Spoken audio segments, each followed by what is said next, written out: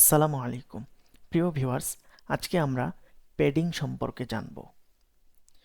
Padding সম্পর্কে জানার জন্য আমরা একটি ট্যাগ নিচ্ছি, একটি ক্লাস নিচ্ছি, ক্লাস নেম দিচ্ছি প্যাডিং বক্স। ক্লাস নেমটা কপি করে নিচ্ছি। আমরা স্পেসিফিকভাবে উইডথ এবং হাইট সেট করব 200 পিক্সেল, হাইট অলসো 200 পিক্সেল। আমরা একটি বর্ডার নেব 2 পিক্সেল সলিড রেড। আচ্ছা, বর্ডার সম্পর্কে আমি আরেকটা কথা বলে রাখি।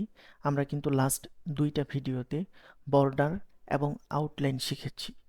আমি বর্ডার এবং আউটলাইন শুধু ডিপ ট্যাগে অ্যাপ্লাই করে দেখাইছি। আপনারা চাইলে যে কোনো ট্যাগে আউটলাইন এবং বর্ডার ইউজ করতে পারেন। যেমন আমি একটু শুধু দেখিয়ে দিচ্ছি, এর ফাঁকে ডেমো টেক্সট নিচ্ছি,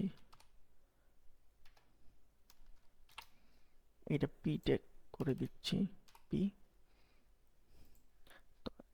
এ হেডিং ট্যাগ আর প্যারাগ্রাফ ট্যাগ, এই দুইটা ট্যাগে আমি বর্ডার এবং আউটলাইন অ্যাপ্লাই করে দেখাচ্ছি।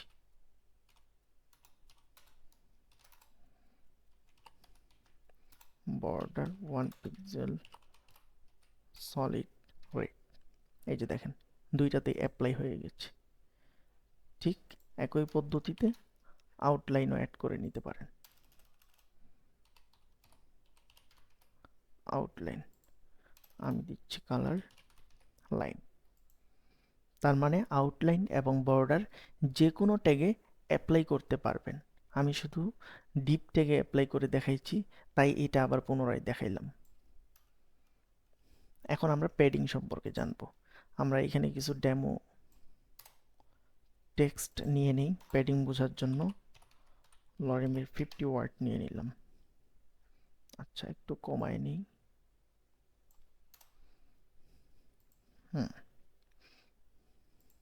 এখানে আমরা আরেকটি প্রপার্টি ইউজ করব প্যাডিং বোঝার জন্য, যেই প্রপার্টিটা আমরা প্রিভিয়াস ভিডিওতে শিখি নাই। পরবর্তীতে আমরা এটা শিখব। Text align, justify. এবার আমরা প্যাডিং ইউজ করব। প্যাডিং হচ্ছে এই যে বর্ডার এবং কন্টেন্টের মাঝখানে যে স্পেসটা আছে, এটাই হচ্ছে প্যাডিং। যেমন আমরা যদি প্যাডিং উপরে দিতে চাই, প্যাডিং টপ, যেমন 20 পিক্সেল দিলাম, এই যে প্যাডিং টপ 20 পিক্সেল। বর্ডার এবং কন্টেন্টের মাঝখানের স্পেসটাকে বলা হচ্ছে প্যাডিং। এভাবে আমরা প্যাডিং লেফটে দিতে পারি, লেফট, প্যাডিং রাইট,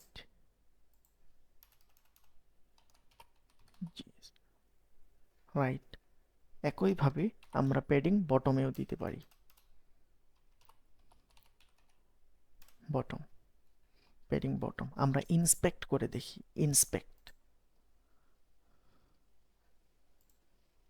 এই যে দেখেন বর্ডার।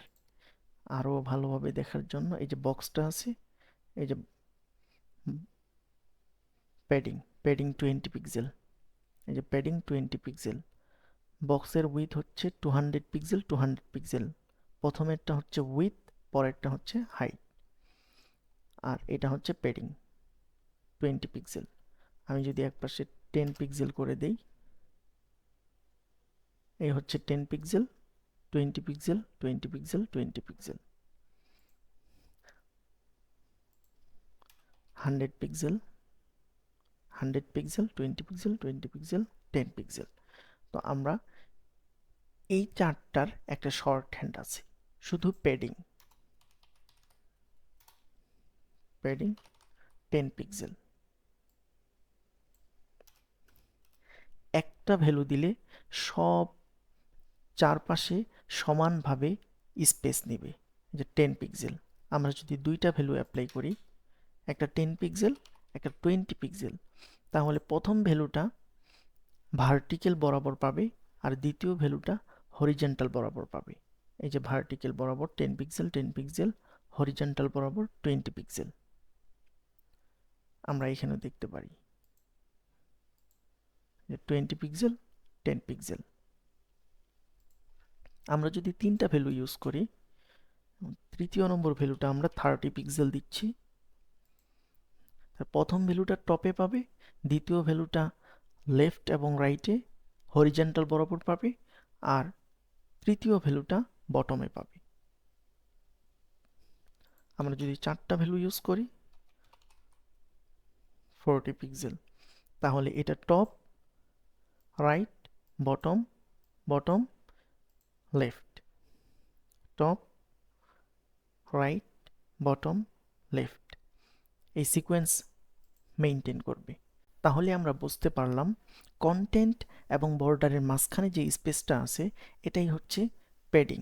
আমরা আরেকভাবে প্যাডিং ব্যবহার করি, 0 পিক্সেল, টপে 10 পিক্সেল, রাইটে 0 পিক্সেল, বটমে 40 পিক্সেল, আবার লেফটে 0 পিক্সেল। জিরোর ক্ষেত্রে আমরা পিক্সেল ইউজ না করে শুধু 0 ইউজ করতে পারি। যে দেখেন টপে 10 pixel, left 0, right 0, right 0, left 0, bottom 40 pixel. এইভাবেও ইউজ করতে পারেন। আশা করি পেডিং সম্পর্কে ভালো একটি ধারণা পেয়েছেন। Thank you. আসসালামু আলাইকুম।